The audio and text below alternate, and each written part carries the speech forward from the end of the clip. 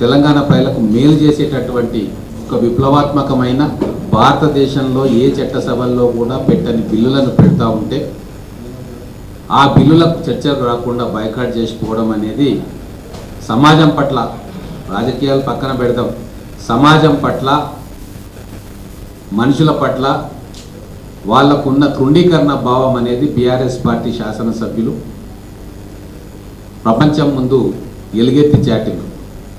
ఎటువంటి బిల్స్ అంటే తల్లిదండ్రుల పట్ల ఉద్యోగం చేస్తున్న పిల్లలకు తల్లిదండ్రులను బాధ్యతగా చూసుకోవాలని చెప్పి వాళ్ళ జీతంలో కూడా కోత విధించి ఆ తల్లిదండ్రులకు ఇవ్వాలి అని చెప్పి ఒక ఆలోచన చేసి ఎక్కడ కూడా చేపట్టని ఆ బిల్లుని మనం శాసనసభలో ప్రవేశపెట్టుకున్నాం.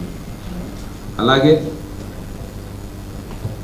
ఈరోజు అందరికీ తెలుసు, విద్వేషపూరితమైన ప్రసంగాలు దేశవ్యాప్తంగా ఎన్నో రకాల అల్లర్లకు, ఇబ్బందులకు, క్యారెక్టర్ అసాసినేషన్కు, ఇవన్నిటి కూడా మనం చూస్తూ ఉన్నాం పత్రికలలో.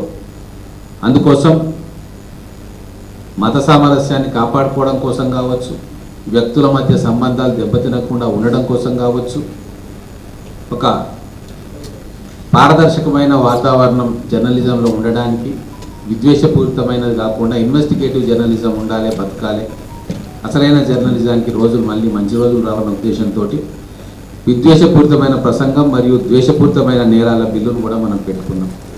చాలా చర్చ జరపచ్చు దీని మీద. ప్రభుత్వం పక్షాన, ప్రజల పక్షాన, ప్రతిపక్షం వాళ్ళ వాయిస్ను వినిపించి ఒక అర్థవంతమైన చర్చకు శ్రీకారం చుట్టే ఈ బిల్లును దానికి కూడా వాళ్ళు సభలో లేకుండా పోవడం, అలాగే బీఆర్ఎస్ పాలనలో 10 సంవత్సరాల్లో న్యాయవాదుల మీద ఎటువంటి దౌర్జన్యాలు జరిగినాయి, వాళ్ళు ఎన్ని ధర్నాలు చేసిండ్రు, రాస్తారోకోలు చేసిండ్రు మీ అందరికీ తెలుసు. భావ ప్రకటన స్వేచ్ఛనే కాదు, ప్రభుత్వానికి వ్యతిరేకంగా ఎవరైనా న్యాయం కోసం ప్రజలు ముందుకు వస్తే వాటిని తీసుకొని కోర్టుల్లో వాదించే నికార్సైన న్యాయవాదులను రోడ్డు మీద పట్టపగలు హత్య చేసిన వైనం కూడా గత బీఆర్ఎస్ పాలనలో మనం చూసినాం. అటువంటివి ఎన్నో ఉదంతాలు జరిగితే ఒక డిమాండ్, ఈరోజు లక్షలాది మంది న్యాయవాదులు తెలంగాణ ప్రాంతంలో ఉన్నారు. రిజిస్టర్ చేసుకున్న వాళ్ళు, చేసుకోలేని వాళ్ళు, చదువుతున్న వాళ్ళు, వాళ్ళందరికీ కూడా రక్షణగా ఒక చట్టం రావాలని ఎన్నో సంవత్సరాలు డిమాండ్ చేస్తే వాళ్ళ డిమాండ్కు అనుకూలంగా ఈరోజు ప్రభుత్వం తెలంగాణ న్యాయవాదుల రక్షణ బిల్లును తీసుకొస్తే దాని మీద కూడా వాళ్ళు చర్చకు రాలేదు, పారిపోయింది. అలాగే బడ్జెట్ పైన ఎట్లాగో డిమాండ్స్ మీద ఎన్నో రకాలుగా చర్చ పెట్టవచ్చు. కేటీఆర్ గారు ఏమంటారు, మూసీ రిజువనేషన్ ప్రాజెక్టు చేపట్టంగానే 1,15,000 కోట్ల రూపాయల అవినీతి జరుగుతుంది, స్కామ్ అని చెప్పి మాట్లాడారు. ఉన్న డిపిఆర్ఏ 6,500 నుంచి 7,000 కోట్లకు వస్తుంది ఫస్ట్ ఫేజ్ అని సాక్షాత్ ముఖ్యమంత్రి గారు కూడా చెప్పడం జరిగింది. మరి అటువంటప్పుడు సభలో ఆ పద్దుల మీద చర్చ జరుగుతున్నప్పుడు, బడ్జెట్లో మూసీ రివర్ ఫ్రంట్ కోసం మనం బడ్జెట్ కేటాయిస్తున్నప్పుడు ఖచ్చితంగా వచ్చి మాట్లాడాల్సిన బాధ్యత కేటీఆర్ గారి మీద ఉంటుంది కదా.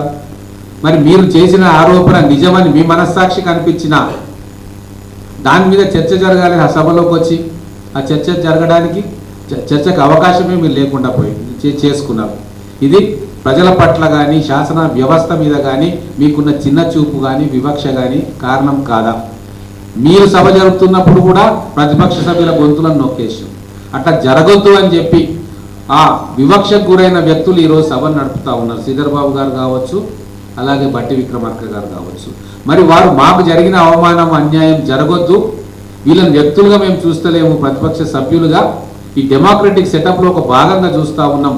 శాసనసభ అంటే ప్రతిపక్షము, అధికార పక్షము అనే ఒక మంచి ఆలోచనతోటి వాళ్ళకు సమయం ఇస్తా అంటే కూడా ఆ సమయాన్ని తీసుకునే పరిస్థితిలో వాళ్ళు లేరు.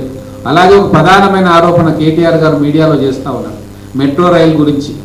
ఎందుకు మెట్రో రైలు తీసుకుంటున్నారు, దాంట్లో ఏముంది అని చెప్పి అనేక సందర్భాల్లో ప్రభుత్వాన్ని ప్రశ్నించారు. మరి అదే మెట్రో రైలుకు మేము కేటాయింపులు చేసుకుంటున్నప్పుడు ఆ పద్దుల చర్చ మీద వాటి గురించి మాట్లాడవచ్చు కదా. ఆయన మనసులో ఉన్న సందేహాలను నివృత్తి చేసే ప్రయత్నం ప్రభుత్వం చేస్తుంది కదా. ఖచ్చితంగా భవిష్యత్తు కోసం మేము మెట్రో రైలును ఎందుకు టేక్ ఓవర్ చేసుకోవాలనుకుంటున్నాము, హైదరాబాద్ నగరం కోసము, భారత్ ఫ్యూచర్ సిటీ కోసము, ఇక్కడ నివసిస్తున్న కోట్లాది మంది ప్రజల కోసము ఏం చేయబోతున్నామో మేము చెప్తాం కదా. ఒకవేళ ప్రభుత్వం చేసే కార్యాచరణలో ఏదైనా లోపం ఉంటే మీరు శాసనసభ వేదికగా మీరే పలుపార్లు రేజ్ చేసిన ఇష్యూ మీద మీరు మాట్లాడే అవకాశం మీకు వస్తే ఎందుకు మీరు పారిపోయినారంటే మీ ఆరోపణలో పస లేదు, మీ ఆత్మకు శుద్ధశుద్ధి లేదు అనే అర్థం కదా. అలాగే ముఖ్యమైన విషయం, బడ్జెట్ ప్రవేశపెడుతున్న సమయంలో ఆ బడ్జెట్ కాయిదాలను చింపి చెవిలో పెట్టుకొని బయటికి పోవడం అనే ఒక అనాగరికమైన చర్య మొత్తం తెలంగాణ ప్రజలు గమనించారు. అందరూ అనుకున్నారు వాళ్ళకు తెలివి లేదు, దుందుడుకుతనము, ఏదో పోయిరని కాదు.